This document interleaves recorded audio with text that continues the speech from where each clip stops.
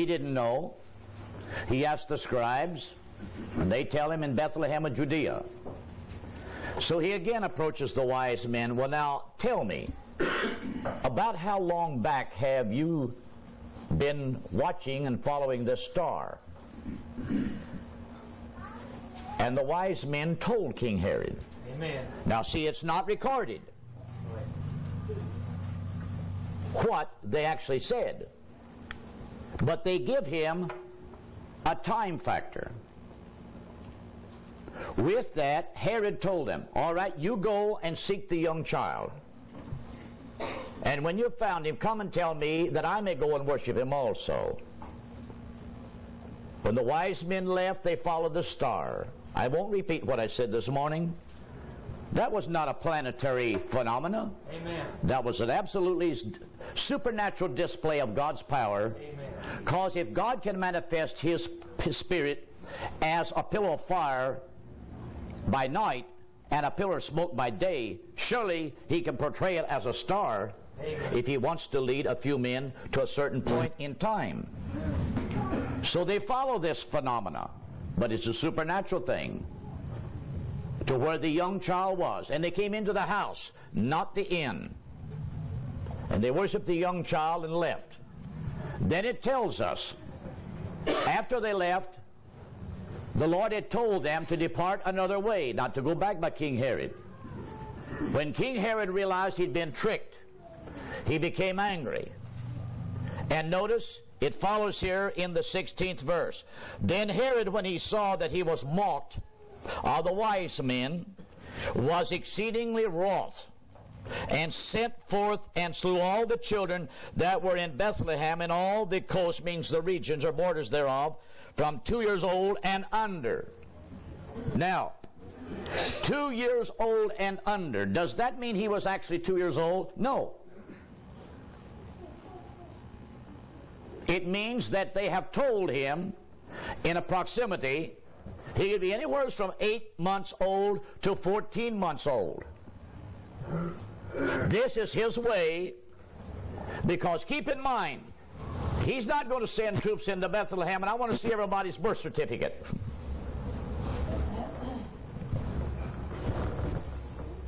So he's going to pick out every little child that looks like it's at least 2 years old and under, for sure that he'll get them all. Now then, to tear down all this Catholic tradition that the wise men came to a stable guided by a star, we find in the writings of Luke 8 days later, Mary and Joseph brings this baby Jesus to to the temple. How many realize that? Amen. Amen. So it means they've left Bethlehem 9 miles down the road, coming back to the old walled city of Jerusalem, to the temple, because this is where the child's birth and his name is going to be recorded in Jewish genealogy. And there they were to bring turtle doves or pigeons as a sacrifice, as a dedication of this child to the Lord. This lets us know. Now the point is, and I put in a question, did they leave then the temple and go to Egypt? No. They have left the temple and went back to Bethlehem. Amen. Why do you say that, Brother Jackson? He definitely was not a young child when he was brought to the temple. He was a baby. Because that's when Simeon and Anna came and picked up the baby, prophesied over it, and told the parents what this child was destined to be in the history and in being a savior to Israel. Now we might ask ourselves the question, why did Joseph and Mary go back to Bethlehem? It's not even written. Why? But now let's ask ourselves a question. This is where you read between a line. They were human beings like you and I, up to the time they have been brought to Bethlehem to pay taxes and such, they're living way up at Nazareth. That's where Joseph's business was, a carpenter. But as the angel has spoke to Mary concerning this child that she's to give birth to, and everything's worked out now then, that they went to Bethlehem, and there the days of her deliverance came. Mary has been told by the angel of the Lord something about its birth. Joseph has likewise. Now they went to the temple. He's 8 days of age. They hear what the prophecy of Simeon and Anna have spoke concerning the child. Now let's put something together. This man called Joseph and the mother of this child, Mary, are now no doubt beginning to say, well, look, it's prophesied that out of Bethlehem of Judea, though it be the least among the thousands, yet out of him shall come a governor that shall rule Israel.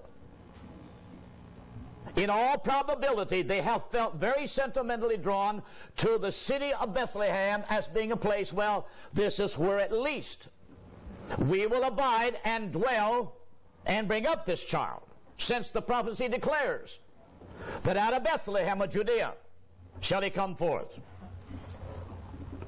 So they return to Bethlehem, and there is where they're living as the child grows from infancy into a few months of age. You've got to realize something has got to motivate them to go back to Bethlehem. This is not just a shot in the dark. They're humans like you and I. So it's at Bethlehem is where the wise men come. And it's not December, there's no snow on the ground. It's the fall of the year, brothers and sisters.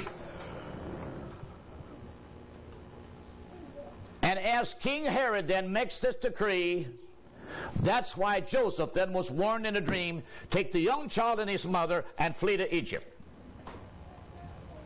So somewheres the child is a few months of age. How long they've stayed in Egypt, we do not know. It's not even recorded. They've stayed there long enough that King Herod has died. That's what that brown line marks. When Joseph then was told by the Lord in Egypt, he that seeketh the young child's life is dead. Now you can return. It's not even recorded. Did he pick up things immediately? No.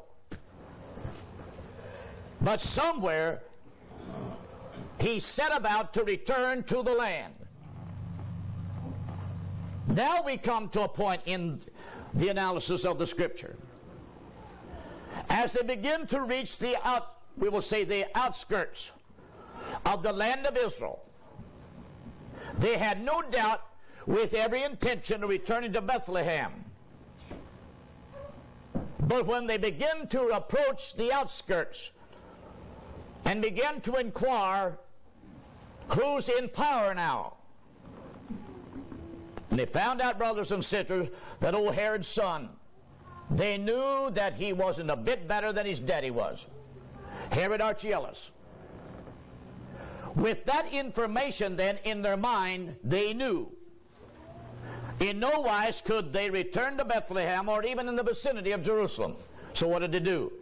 Now for the first time, they set about to go back to Nazareth, right where they had came from originally. Because keep in mind, it was prophesied he would be born in Bethlehem. But it was also prophesied he'd be a Nazarene. So if they hadn't been forced by circumstances to return to Nazareth where they had came from in the first place, they could have never called him a Nazarene, because he would not even been raised up in Nazareth. While I'm saying all of this, I realize I'm putting in words. But you've got to realize you have got to have natural conditions and circumstances to set these stages about. Amen. Now, I want to make it a little easier. How many can see where my stick is at? That point right there marks the birth of Christ. If you could put a big 0 on that, that would mark, for the sake of prophecy, where BC time ends and where AD time begins, for the sake of prophecy. Forget how it's written in history, like I read from that article this morning. How are you going to prove this, the first 69 weeks of Daniel's prophecy, when no historian that don't know the accuracy of the calendar where to place a fixed point of time at? Like I read here in that article this morning, various historians in the past fixing Christ crucified 26 AD even to late as 36 AD. But if we are going to look at the weeks of Daniel in accuracy, we've got to let this prophecy interpret the scriptures and interpret time. Amen. So that's why, brothers and sisters, the Jewish history, a little history, printed way back before the 20th century, used in schools in England, they fixed the date that Jesus was crucified, 33 AD, called the Christian era. They don't refer to it as the Christian Advent. They call it the Christian era. Now let me say this. When Christianity was first born in the upper room in Jerusalem, at that time there was no such a thing as a calendar constructed that had an AD or a BC.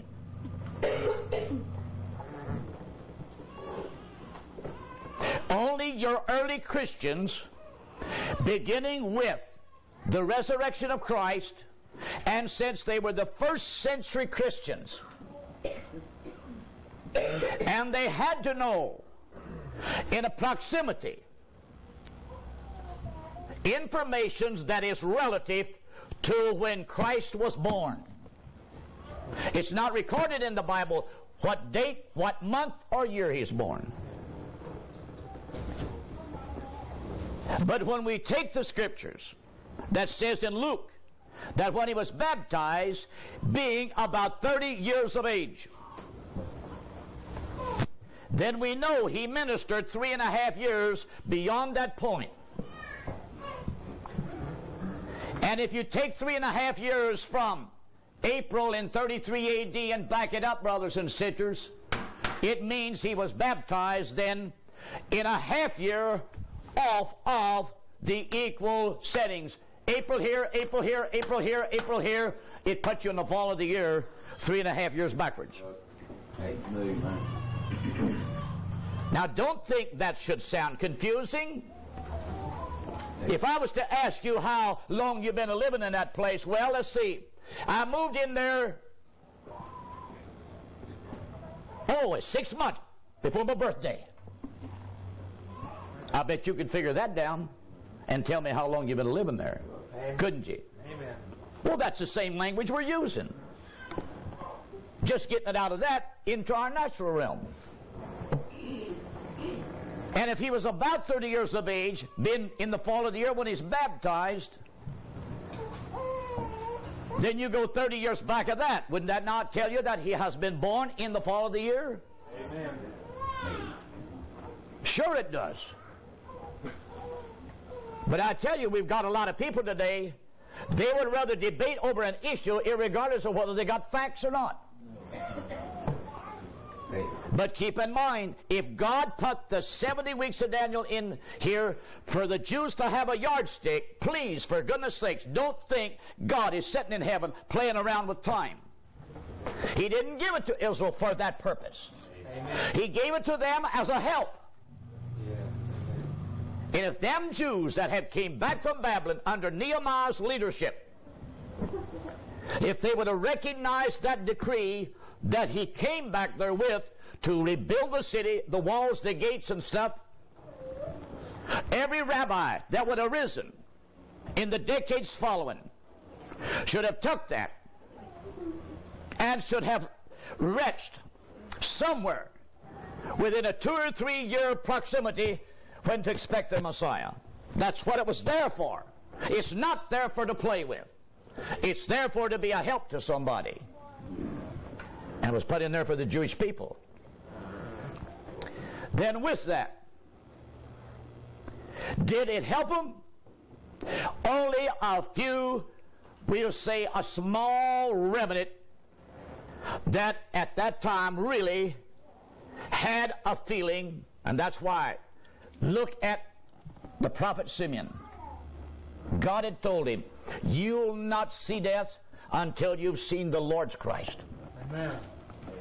Even Anna, at the age she was, she spent her older days in the temple praying, worshiping, seeking God. She was guided by the same Spirit. This lets us know, brothers and sisters, of the common people, there was a small remnant that began to feel our Messiah his coming must be close. But the point is, did the hierarchy, the priesthood, know? Did the political leaders know? Did the overall Pharisaic body, the most devout religious group of that hour? No. Only a small remnant really was being guided by the Spirit and grace of God. So, to make it easier to understand, stop looking at this point right here. Follow me. That's why the first 69 weeks, which is equivalent to 483 prophetic years, or if you break it down into days, it exactly 173,800 days from the decree of the Nicene right straight through to the crucifixion of Christ.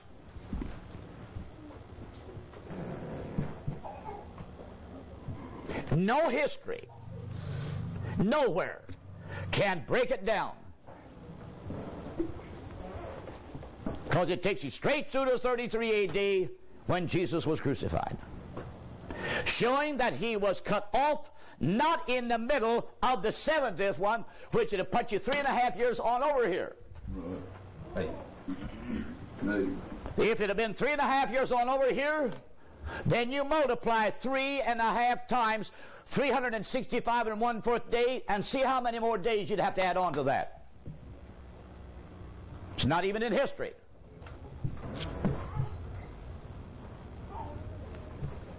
That's why verse 27 of the 9th chapter doesn't read like this. And in the middle of the week, he will make another covenant.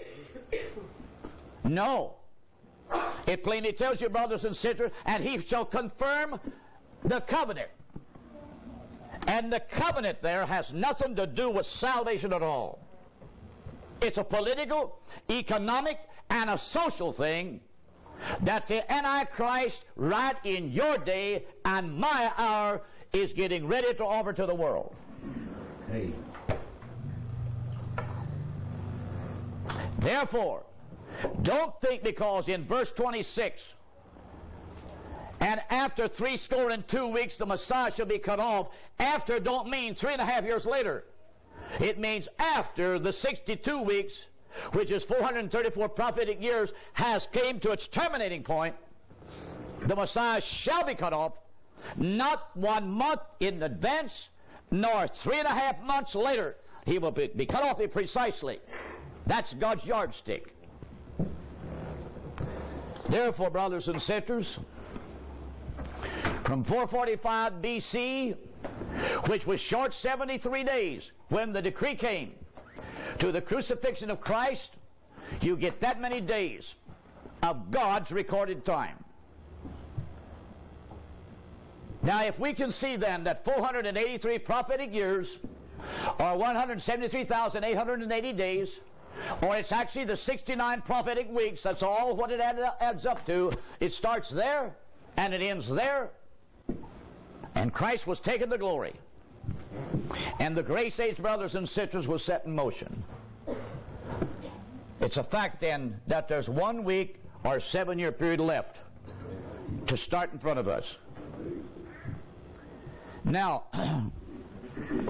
I want to read something.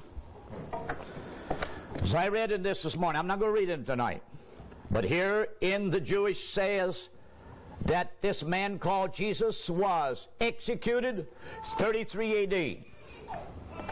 Then as I read of the newspaper clipping that I picked up, I think the year might have been about 1981, where the two British Christian scientists have calculated with all their modern electronic stuff now, they have traced the time back and said, without a doubt, Jesus was crucified in 33 A.D. Now then, brothers and sisters, keep in mind, the calendar that you and I go by today was not designed by early Christians.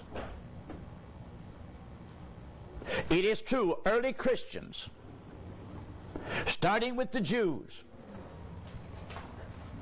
they began to look at this thing as they saw it the beginning of a new creation. They began to relate it to the birth and advent of Christ. And they were the first ones that began to call, and in the year of our Lord, and in the year of our Lord. Early Christians was kind of keeping a record of time. Keep in mind, Egyptians had their own calendar, the Babylonians had their own, and the Syrians had their own, the Greeks had their own, and the Romans had their own. The Jews had theirs. But the Christians began to more or less just relate events and things as they saw God was starting a new dispensation. It is from this influence, while the Roman world was going on right in history, straight on, after the birth of Christ, just as they had always written it. Now you go to your libraries and find out. When the Catholic Church then began to come into power, it is the Catholic Church that began to amend the Roman calendar. There is no way a bishop of Rome can go contrary to Rome's calendar records, as long as the Caesar in Rome is the man that the people are looking to. But when the Pope in Rome is sitting in a position that it appears he has more power now than the emperors, that's why, brothers and sisters, our calendar today is a framework out of the old Roman calendar period. But it has been updated through time. At least 3 different things have happened to it. Every bit of it, brothers and sisters, is because of the process of what the Catholic Church did in trying to reconstruct it. But then later, more accuracy, as we will say, later astronomers begin to correct, we will say, their misgivings and such things like that. So, brothers and sisters, there is no way, as I stand here, am I going to prove to you where BC more or less ends and AD starts as far as written history. You'll get confused. And I'll say this, you don't prove the 70 weeks of Daniel by any man's recorded historical time, unless he has hit something other that he really has Bible prophecy at his scope. Now then, as Christ then has been cut off, we find that Jesus, while here on earth, he has spoken of 2 different things. On the Mount of Olives, he looked over Jerusalem and he's wept. And he said these words, "The time will come when they will hem thee in on every side, and cast up a moat," which means a large wall or bank of dirt. And they will not leave in thee one stone upon another, but shall all come down. When I take the Roman history, which I will refer to in a minute, it'll tell you, brothers and sisters, just how that all came about. So now I'm reading from Blossus' Ancient History that keeps a record of this event. And I realize a lot of people history is boring. But for the sake of this message, I've got to put it in there because it feeds in there. Because this message, we're carrying it plumb through to the year 70 A.D. As I said this morning, different historians will say the city of Jerusalem fell in 69 A.D., and others will say 70 A.D. I have been guilty of using both terms. But I'm going to read what it says here in ancient history, written by a man by the name of Bloss. As he describes, this beautiful but guilty city was occupied by three factions, meaning Jews inside the city. Eleazar, another man by the name of John, and another man by the name of Simeon. That's what brought Vespasian in the first place. Each one of these political factions, though we could say religious factions, each one was formulating, dividing the society, wanting to project and put his own man in as high priest. It was this confusion, disagreement, and the fact that they became warring against one another and killing one another. When word reached Rome, what the Jews was doing inside the city, the order was for Vespasian to march to Jerusalem and put down this kind of problem. As he began to enter the land of Israel, city after city began to look upon the Romans coming with hatred. As they began to show this hatred, they absolutely began to fight the Romans. They actually thought God had brought the Romans to give them now an opportunity to take advantage of the Romans and fight them and run them out, and they'd be free forever. Praise God. That's the way they looked at it.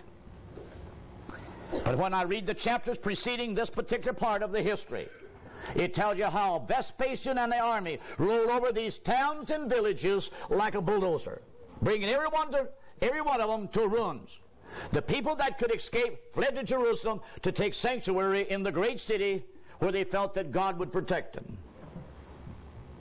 Now inside the city, behind all these walls, they felt secure.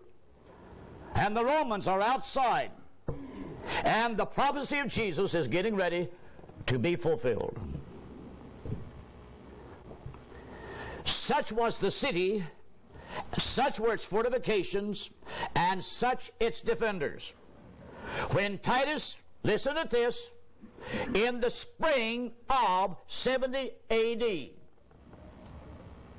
at the time of the General Assembly of the Jews, to celebrate the feast of the Passover, approached the devoted place and pitched his camp east of the Vale Kidron, upon the Mount of Olives. The efforts of the Jews to compel the Romans to raise the siege. In other words, the Jews began to taunt the Romans now. Come on and fight us. That's actually what it meant. We want to get it over with. To raise the siege were almost incredible. They burned the engines, meaning these battering ram things of the Roman army, of the enemy, and attacked the legions with such fury that Titus became disappointed, gave up the idea of taking the place, the city, by storm, and employed his soldiers in constructing a wall which would prevent all means of escape. No sooner were the operations of the Romans set in motion than the factions in the city raged with tenfold fury. Battles were fought. Now listen to this. This is a historical writer, but he's got to get this from Jewish background. A phenomenon takes place. Battles were fought within the walls. A company of assassins entered the temple and cut off Eleazar and his party in one general massacre. Conflagrations destroyed great quantities of corn, so that when the day had come to Jerusalem that her enemies have cast a trench about her and kept her in on every side, just as Jesus said, her own sons were lying like murdered victims upon her altars, and her little ones were perishing in the streets with famine. Portions and prodigies, all this means individuals begin to cast forth their prophecies and their ideas. What's ahead?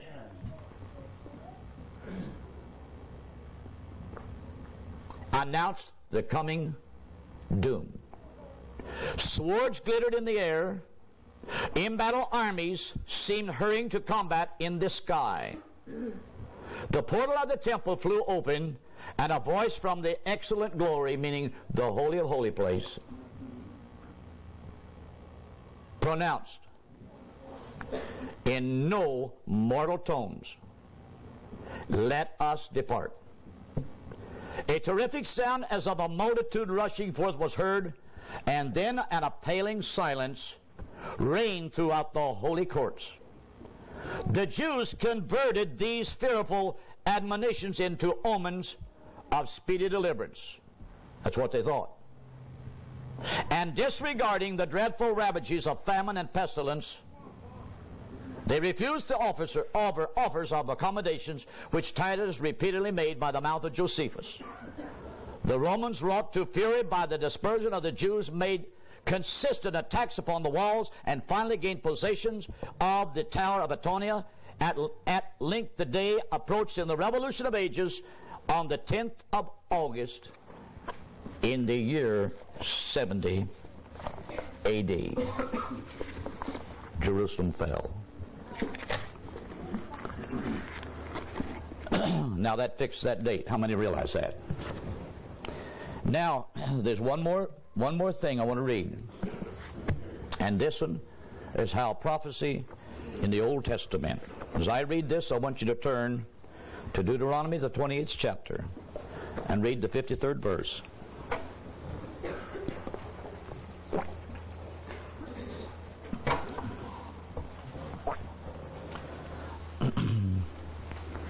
You remember Jesus as he was making his way up Calvary to be crucified. There was seen young Jewish women running alongside, weeping, lamenting over the state of this man. And Jesus turned and looked at them, said, "Weep not for me, but weep for yourselves." And he told his disciples in Matthew 24 and Luke 21, when he spoke to them the signs of the last days and the signs of the abomination that maketh desolate, he told them then, "And woe unto them that be with child." That had its application right then. They should have realized what was meant. When this siege reached certain points and the famine, they've ate up everything, and they're in the final weeks before the collapse. It got to the place, brothers and sisters, It says here, I'm reading from Josephus, the Jewish historian. Many of them had been injured. Gangrene had set in. They were amputating their own members of their body to keep from this gangrene from going ahead and killing them. But there's a sad episode that took place. The strong was going through the streets, into the homes, breaking in, seeing if anybody had anything to eat. If they found anybody and they felt like that was a person they could just knock off for some reason and take what they had, that's what they were doing. Life in the city became just as fearful for those that was trying to exist the best they could, because the strong was actually out to get every morsel of thing they could get to eat. Listen to this. Josephus, the Jewish historian, was there when this took place. There was a certain woman that dwelt beyond Jordan. Her name was Mary. Her father was Eleazar of the village of Beth-ezob, which signifies the house of Hyssop. She was eminent for her family and her wealth, and had fled away to Jerusalem with the rest of the multitude, and was with them besieged therein at the time. The other efforts of this woman had been already seized upon, as she had brought with her out of Petra, and removed to the city. What she had treasured up besides, as also what food she had contrived to save, had been also carried off by the robbers, who came every day running into her house for that purpose. This put the poor woman into a very great passion, and by the frequent reproaches and imprecations she cast at these robbers and villains, she had provoked them to anger against her. But none of them, either out of the indignation she had raised against herself, or out of the commiseration of her case, would take away her life. And if she found any food, she perceived her labors were for others and not for herself. And it was now become impossible for her anyway to find any more food, while the famine pierced through her very bowels and marrow, when also her passion was fired to a degree beyond the famine itself. Nor did she consult with anything but with her passion and the necessity she was in. She then attempted a most unnatural thing, and snatching up her son, who was a child suckling at her breast, she said, O thou miserable infant, for whom shall I preserve thee in this war, this famine, and this sedition? As to the war with the Romans, if they perceive our lives, if they preserve our lives, we must be slaves. This famine also will destroy us, even before that slavery comes upon us. Yet are these seditious roods more terrible than both the other. Come on, be thou my food, and be thou a fury to these seditious varlets, and a byword to the world, which is all that is now wanting to complete the calamities of the Jews. As soon as she had said this, she slew her son, and then roasted him, and eat one half of him, and kept the other half by her concealed. Now I can read what was said when the robbers did come in, and when she brought this half of a roasted child out, they turned their heads. You remember back in Kings, there was a time when our king of the 10 tribes, Syria, had them shut in. And there was a drought in the land. They'd been shut in the city, and there was 2 women, had 2 sons. How many remember reading it in history? Amen. But this took place in 70 A.D. That fulfilled that prophecy in Deuteronomy. Because there in Deuteronomy, as the Lord gave them that prophecy even before they've even come into the land, He told them and warned them emphatically, when you turn your back on me, you will no longer walk in my laws and observe and keep my word and such.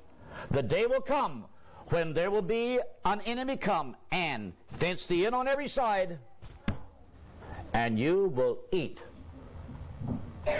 the seed the fruit of your own loins. And it was fulfilled. So, brothers and sisters, I think that should let us realize what Jesus meant when you see the abomination that maketh desolate standing in the holy place. Whosoever readeth, let him understand. Now keep in mind, when he said those words, as you read them in Matthew 24, keep in mind, it has a twofold application. Because in 70 A.D. then, when the Roman army came to fulfill exactly the words of Jesus, both concerning the city and concerning the Jewish mother, and woe unto them that be with child in those days, and pray that your flight be not in the winter, neither on the Sabbath day. He was talking about that element of Jewish society that would be living in Jerusalem when the Romans was coming. And when we read from the histories how Satan used the Roman army and worked up such a hatred, when the Romans came at first, it is plainly stated they did not want to destroy the city. It's what the Jews did inside the city and how they acted and conducted themselves, and thought they could take opportunity then to overthrow the Roman yoke that literally forced the Roman soldiers through the constant harassment, coming out and fighting and back in the gates. That's what made Titus then set about the siege the way he did. And in another reading, it plainly tells us they cut every tree down, tore down every building. I think it's close to 5 miles out in the countryside. Rocks, trees, and everything. And with the words of Jesus, and they shall cast up a moat. It literally means a parapet, a wall of dirt. And brothers and sisters, and they did it in such short order of time that no Jew could escape to go out and look for anything to eat. And the words of Jesus was fulfilled. And so Titus sat back then, and he waited till the Jews then was starving to death. And I could have read here, but I can quote it from this. When Jerusalem finally fell on that day, it became recorded, 1,000,000 Jews perished in the siege,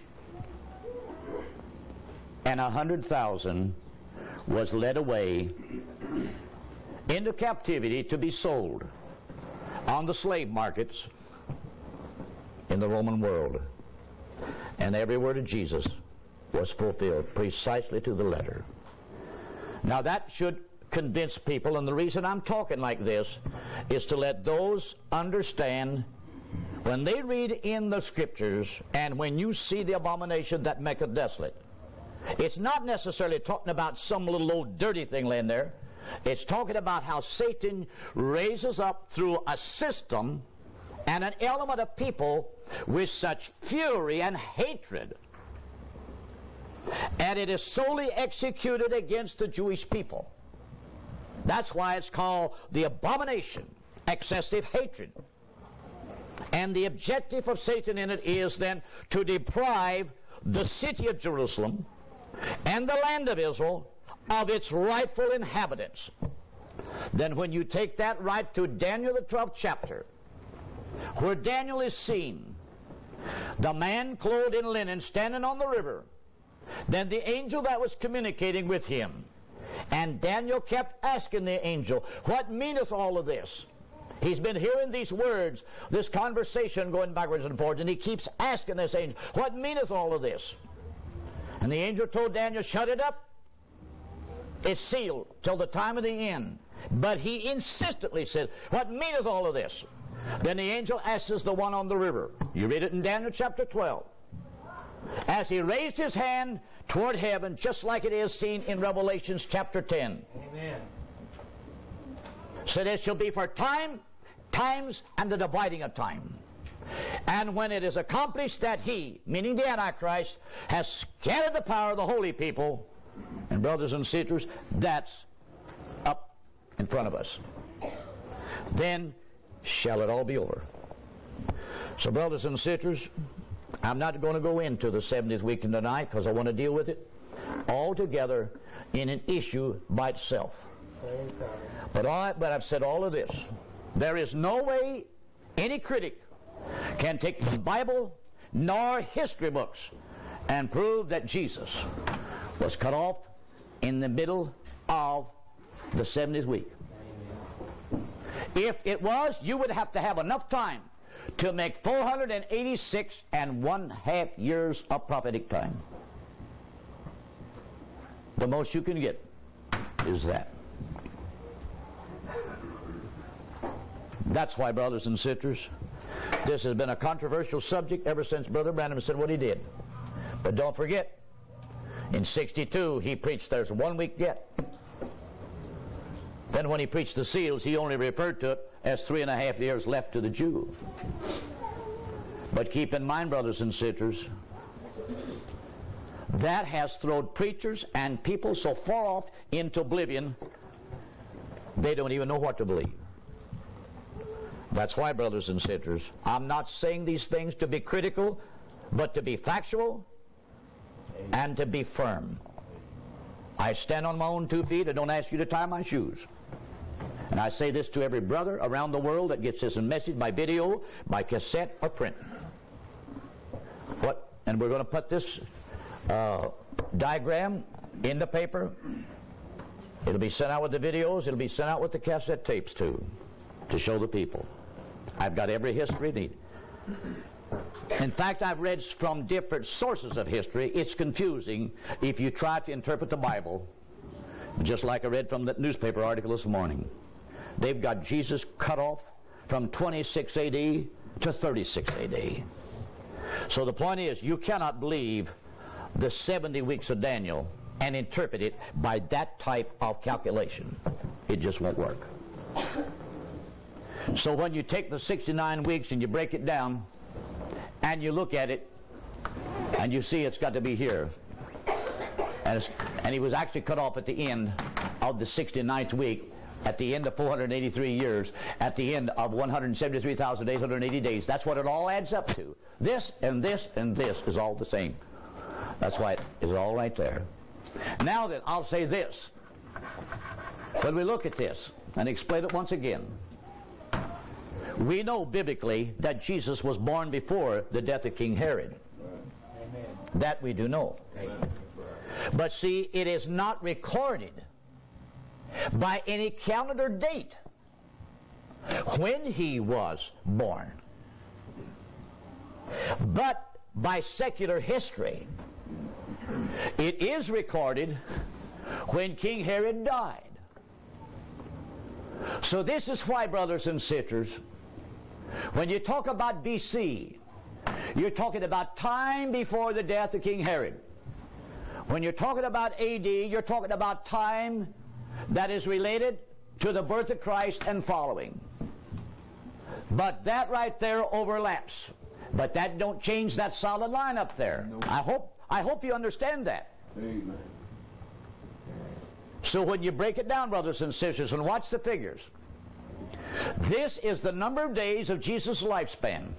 He was 33.5 years of age when he was crucified. And that is solar years. How many knows what I mean by solar year? 365 and 1/4 day. And when you multiply that by 365 and 1/4, this is what you get. That's his total lifespan. Now when you take this prophetic time and you've multiplied it all into days and you subtract that from that, this is what you get. This is the time, brothers and sisters, that comes straight through to here. This is the time through to the birth of Christ. This is the BC period going backward. This is the AD period coming up to the birth of, the BC period coming up to the birth of Christ. So we want to know what the gap is right there. And it's 2 years and 89 days. That shows, brothers and sisters, that Jesus was born in the 3rd year BC. Not 6, not 4, nor 1. Because you've got to have him born before the death of King Herod. Amen. See, it's got to fit right into the Scriptures. So, brothers and sisters, I could go on here, but I ain't, because I don't want to confuse you anymore. I probably have done confuse you enough. But keep in mind, forget about that BC and AD here. Look at it from here. There's what it is. The 69 weeks have been fulfilled precisely to the point. And we're waiting for the 70th week in front of us. And people say, oh, I don't believe that, Brother Jackson. Stick around. Stick around. Time will tell the story. Yes, sir. Time will tell the story. I told a man one time, well, I don't believe that. I said, I don't care if you don't believe that. I said, if you don't believe it, I said, you go build a platform. And you get on that platform and tell the world how crazy I am. But if something comes about, brothers and sisters, it's proved I'm right. Then he said to me, you mean I have to get on? I said, you ought to. That's the way I look at it, brothers and sisters. Because remember when Jesus said in Matthew 24, when you see the abomination that maketh desolate standing in the holy place, he didn't say, whosoever prayeth, let him understand. No, it said, whosoever readeth. What are you going to read? You're going to have to read something. And there's a right way to read, there's a wrong way to read. So we've got to read the right things. And may the Lord bless you tonight, brothers and sisters. I just praise and thank God that His Bible is a book you can use. And you can put dependence in it.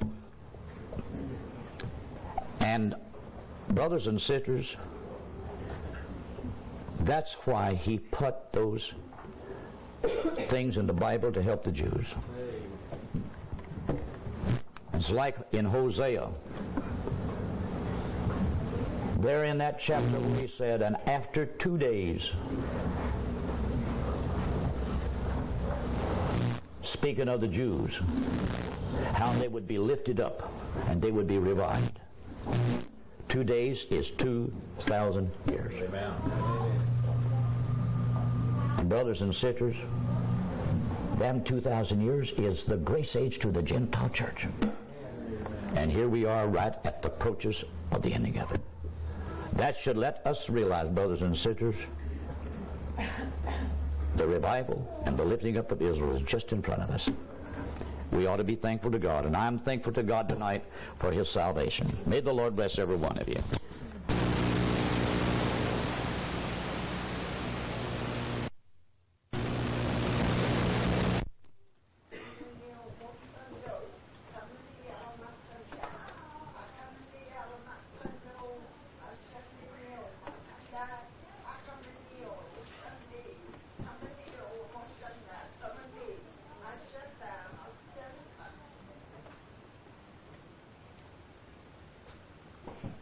Arekoti monikashate, wisi amakuda vaisaya, bayoko nikiteo ane itowasatan, abatea okusigano ane okawai, payakuna tikaliando lutai diasweto, wote nikitoya iawanasoto, parikoto baretsando, bayeto utabalando likapo akamokatai. There is for thee one more time, my children, as I have caused this message to be expounded. I, the living God, that have had these things recorded from time before now, yes, I have broken these things down, that I might give to thee, bit by bit, a little by little, that thou in thy little finite mind might be able to grasp and understand within thine own spirit the picture that I, the living God, had recorded from days gone by. Little ones of mine, as thou journeyest down this pathway, I look upon thy pathway. It is I that have directed thy footsteps. It is I that have brought thee this way, that I might teach thee from time to time how to read my word and to look upon these holy things. Therefore I say unto thee, I have kept these from the ways of the world, that they should not use these things to play with, but I gave them as jewels to those that I have loved and ordained, that they should be mine, saith the Lord.